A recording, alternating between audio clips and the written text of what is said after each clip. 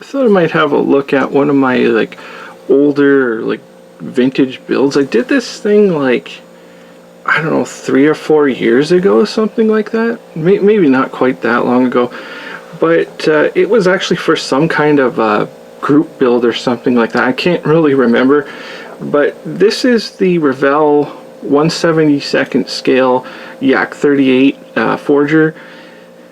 It was in a boxing, like it's been re-released by a few different companies. I think Hobbycraft re-released it at one point.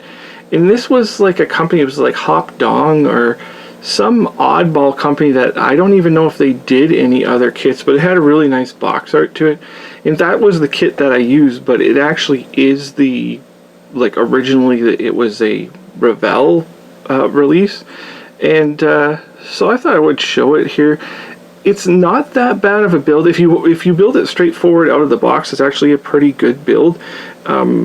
Typically, like, you know, it's typical Revell is going to be basic, but where the big correction is on this thing, what I ended up doing is actually in the tail, like right here at the front of the tail. It's actually like a little intake or engine cooler, whatever that actually is, oil cooler. I have no idea. It's just a scoop on the front, and that has to be modified the way the tail sits on there. And that was the biggest thing to correct on this kit. Other than that, there really isn't a whole lot else you have to correct if you wanted to make it really good. Like, it can be done. Of course, there's the Trumpeter 1/48 scale one out there now, which is like the standard one. Like, just get that one. It's not a very big aircraft or anything, but if you want the 72nd one, like, I think this one is adequate if you want to put a little bit of work into it.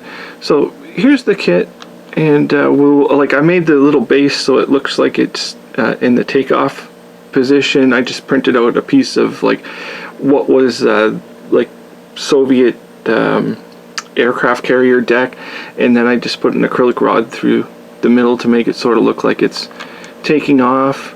So we'll have a look here. Maybe I'll get the camera a little bit closer so we can see it a little bit better. You can see the pilot in there. You definitely want to do the pilot, unless you I think it uses a K-36 ejection seat. I don't really know on this particular aircraft what seat it uses, but you could have got the seat because it's obvious the way this is. You could see the pilot in there. It's very visible in this cockpit. Sometimes they're not, and this one happens to be. And then I armed it just like as the fighter with the I guess an AA-8 missile and the fuel tanks.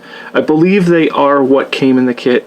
If it's not what came in the kit, the missile would have been from the Dragon Soviet weapons set, the old Dragon sets that they used to put out, which I think are still perfectly adequate. So we'll have a go around here. Really interesting how they painted the bottom of them green.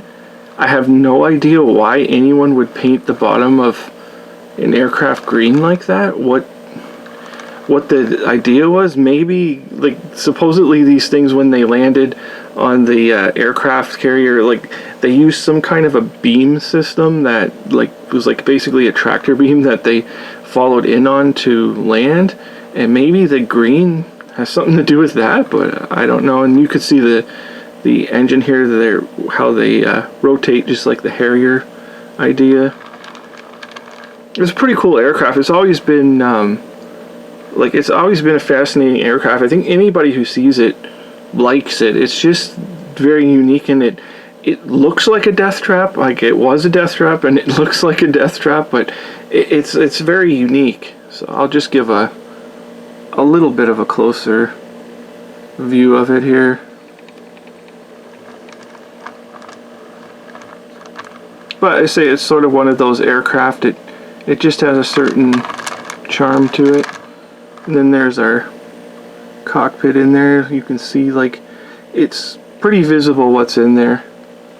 And that's the stock canopy. It wasn't like I put a vacuum form canopy or anything on there. So it's a really nice little kit. It's an easy build. And yeah, so this is the Revell 1/72nd scale Yak-38. And thank you for watching.